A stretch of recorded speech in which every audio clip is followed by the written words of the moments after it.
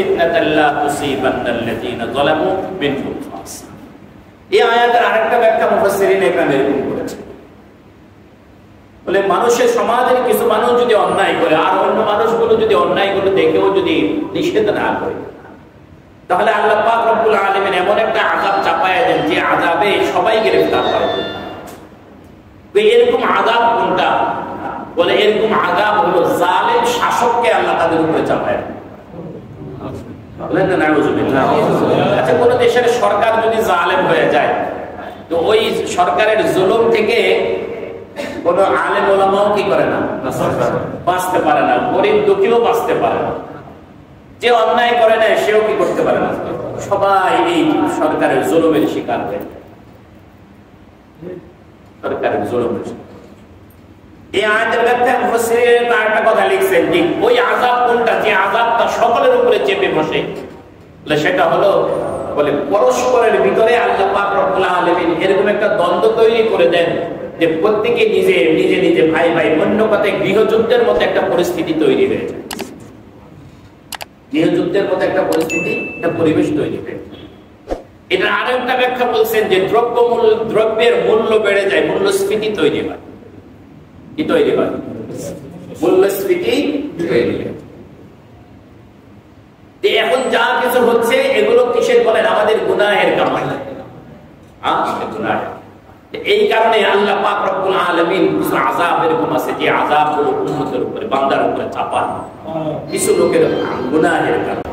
যে যারা অন্যায় করে আযাবটা যখন আসে কেবল তাদের উপরে আযাব আসে না, সেই আযাবে অন্যরাও কি হয়? ক্ষতিগ্রস্ত। হাদিসে রাসূল করিম সাল্লাল্লাহু আলাইহি ওয়াসাল্লাম বলেন এই অবস্থাটা কখন তৈরি হয়?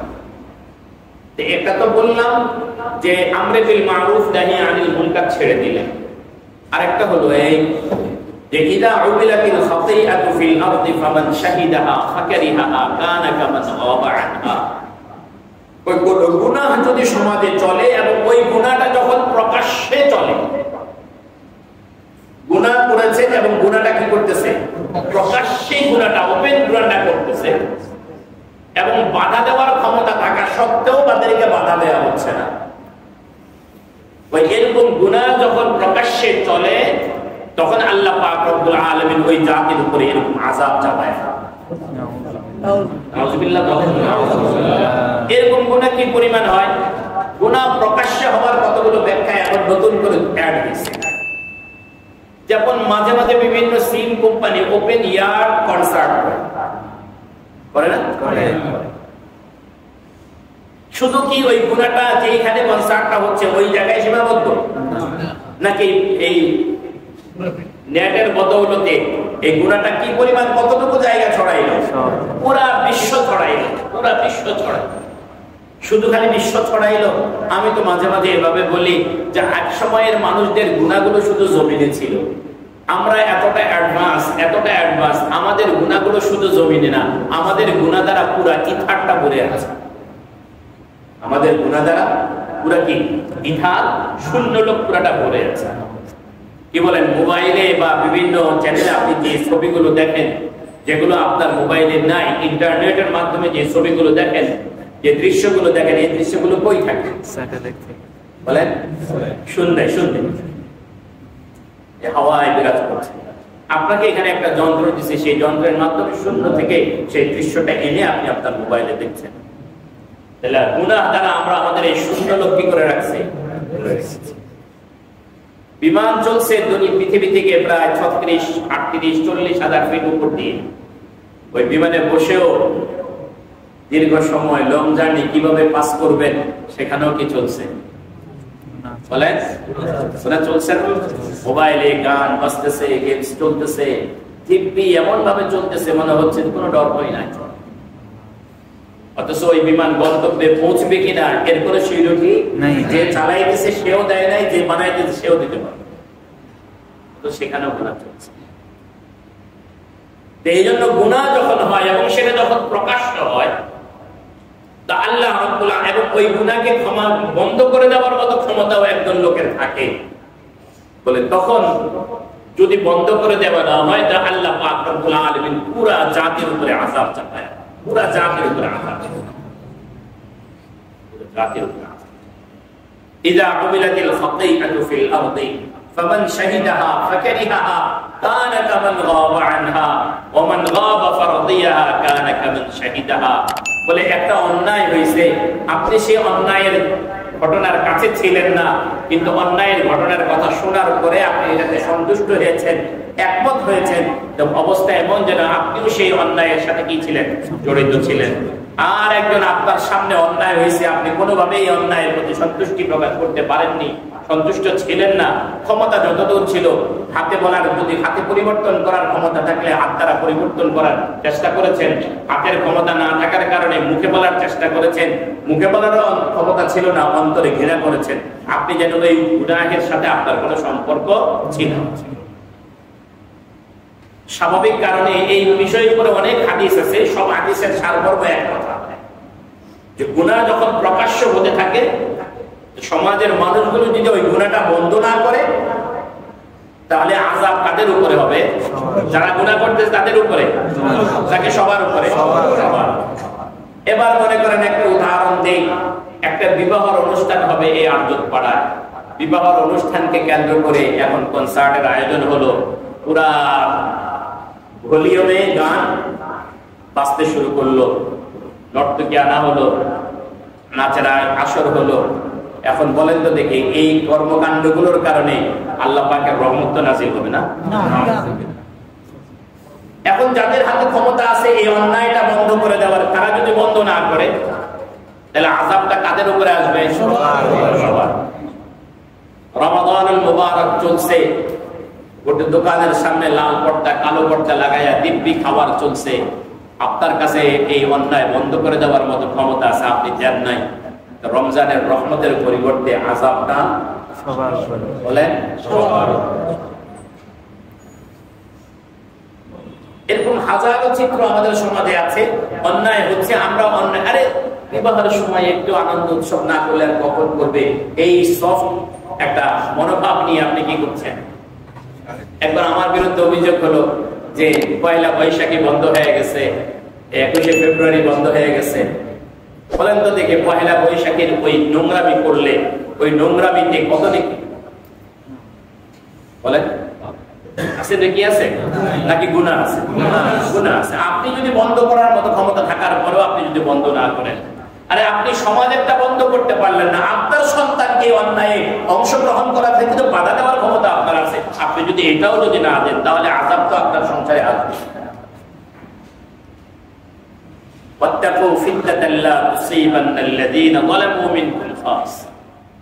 একটা প্রশ্ন এখানে স্বাভাবিক তৈরি হয় যে যে অন্যায় করছে সে তো না হলে বুঝলাম সে অন্যায়ের কারণে কি পাচ্ছে? সাজা পাচ্ছে। যারা অন্যায় করে নেয় তাদের উপরে কেন আযাব আসে? কি বলেন, একটা প্রশ্ন হতে পারে? যারা অন্যায় করে নেয় তাদের উপরে আযাব কেন আসবে? যারা অন্যায় করছে তাদের উপরে আযাব আসতে পারে। বলে এই প্রশ্নের তিনটা জবাব আমার পড়ে আমার কাছে আমি পেয়েছি। তিনটা জবাব মুফাসসিরিন ইকরাম লিখেছেন, এক জায়গায় লেখেননি। তাফসীরে কুরতুবীতে একটা পেয়েছি, তাফসীরে কাবীরে একটা পেয়েছি, তাফসীরে মাজিদিতে আরেকটা পেয়েছি, তাফসীরে মাযহারিতে পেয়েছি। প্রথম জবাব হলো,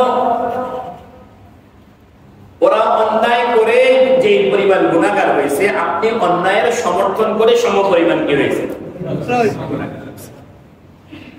তাহলে অন্যায়কারী হিসেবে সে অন্যায় করে গুনাহগার, আপনি সমর্থন করে কি? তাহলে এবার আযাব আপনার উপরেও আসবে, যে আপনি করেন নাই তার উপর আপনার উপরে আসবে। কেন আসবে? সমর্থনের কারণে। কথা বুঝা আসছে? এই গেল এক জবাব। দ্বিতীয় জবাব হলো এই, যখন আল্লাহ পাক রব্বুল আলামিনের আযাব আসে, ওই আযাবে যখন আল্লাহ পাক রব্বুল আলামিন কাউকে গ্রেফতার করেন, ওই আযাবটা কারোর জন্য সাজা, কারোর জন্য নিয়ামত। কি বললাম বলেন? কারোর জন্য সাজা, কারোর জন্য কি নিয়ামত। যারা গুনাহগার তাদের জন্য সাজা, যারা গুনাহ করে নাই ঈমানদার তাদের জন্য এটা আল্লাহ পাকের একটা নিয়ামত হয়ে আসে। বলে এই আযাবের কারণে আল্লাহ পাক রব্বুল আলামিন আখিরাতে তার মর্তবা বাড়ায়। সুবহানাল্লাহ। আখিরাতে তার মর্তবা বাড়ায়। এই প্রসঙ্গে আরো কয়েকটা কথা শুনেন। আল্লাহ পাক রব্বুল আলামিন কিছু মুমিন বান্দাদের জন্য কিছু মর্যাদার আসন রাখছেন, কিছু মর্যাদা কি রাখছেন? আসন রাখছেন। বান্দা আমলের মাধ্যমে মর্যাদার এই আসনগুলোতে সমাসীন। কিন্তু কোন বান্দা যদি নিজের আমলের দ্বারা ওই মর্যাদার স্তরে উপনীত হতে না পারে, তখন আল্লাহ পাক ওই বান্দার উপরে কিছু মুসিবত চাপায়।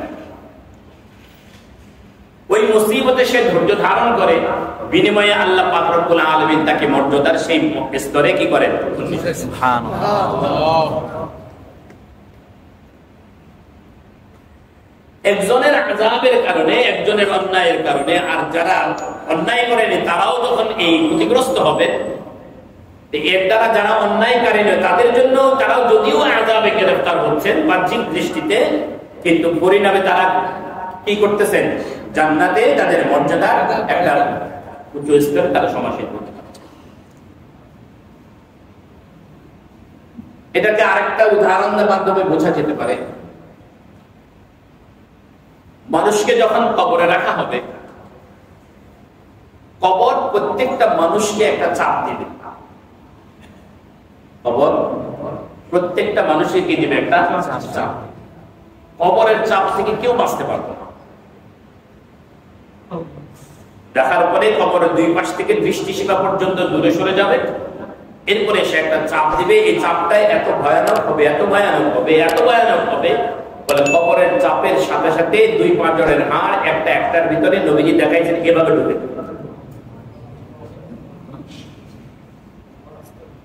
এখন এই কবরের চাপ গুনাহগারকে কবর যেরকম দিবে, আল্লাহর ওলিকেও কবর কি করবে? ওইভাবে কি দিবে? চাপ। কবর চাপ দিবে। কিন্তু কবরের এই চাপটা গুনাহগারের জন্য সাজা হবে, নেককারদের জন্য সাজা হবে না, আরামদায়ক। গুনাহগারের জন্য কি হবে? গুনাহগারের জন্য কি হবে? সাজা হবে, কিন্তু নেককারের জন্য সাজা হবে।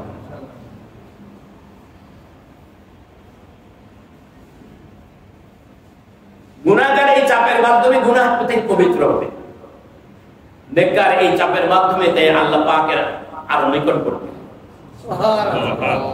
চাপ দুই রকম। বন্ধুর সাথে বন্ধুর অনেকদিন পরে দেখা হয়েছে, বন্ধু জড়ায়া ধরে বুকের সাথে চাপ দিছে, এই চাপে কোনো কি নাই? ভিড়ের মধ্যে আপনি আপনার শত্রুকে ধরতে পারছেন, আর কিছু করতে না পারেন, অন্তত একটা চাপ আপনি কি করছেন? এই চাপে কি আছে? দেখতে তো চাপ। তা আল্লাহ রাব্বুল আলামিনের তরফ থেকে যখন আযাব আসে, এই আযাবে নেককাররাও যদি কি হয়? আক্রান্ত হয়, তাহলে এটা নেককারদের জন্য কি হবে? নিয়ামত হবে, আর বদকারদের জন্য এটা কি হবে? সাজা। কয়টা জবাব বললাম? দুইটা জবাব। আল্লাহ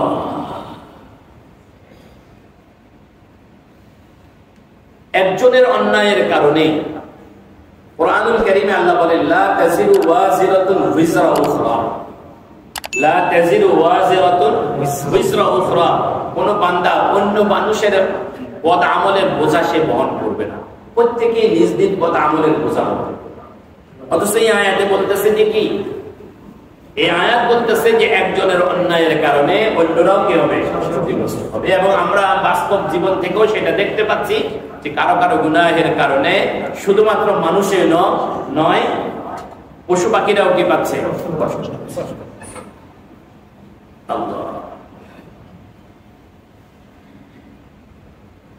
আল্লামা কাজী সানাউল্লাহ পানিপতি রাহমাতুল্লাহি আলাইহি বলেন যে এখানে আল্লাহ রাব্বুল আলামিন কারো প্রতি কি করেন নাই?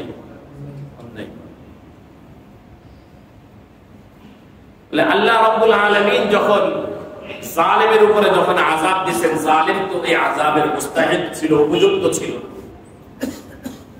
আর যে জালেম নয় তার উপরেও যখন আযাবটা আসছে, তা আল্লাহ পাক রব্বুল আলামিনের তরফ থেকে সেটা ইনসাফে ছিল, তার প্রতি কোনো জুলুম ছিল। বোঝাটা একটু কঠিন, কারণ আল্লাহর বান্দা, আল্লাহ তাকে যা খুশি তা, কিন্তু তার উপরে যদি এই আযাব আল্লাহ চাপায়া দেন, বিনিময়ে আল্লাহ পাক রব্বুল আলামিন তার মর্যাদাকে কি করে দেন? রাসূল করিম সাল্লাল্লাহু আলাইহি ওয়াসাল্লাম একদিন বললেন, যদি কারো জ্বর হয় তাহলে বিনিময়ে আল্লাহ পাক জাহান্নামের আগুনকে তার জন্য কি করে দেন? ঠান্ডা। তা আবু হুরায়রা রাদিয়াল্লাহু তাআলা আনহু আল্লাহর কাছে দোয়া করতেন, আল্লাহ আমার জ্বর দেন, আমার জাহান্নামের আগুন ঠান্ডা করুন। কি বলতেছেন? আল্লাহ আমাকে জ্বর দেন আর আমার জাহান্নামের আগুনকে কি করে দেন?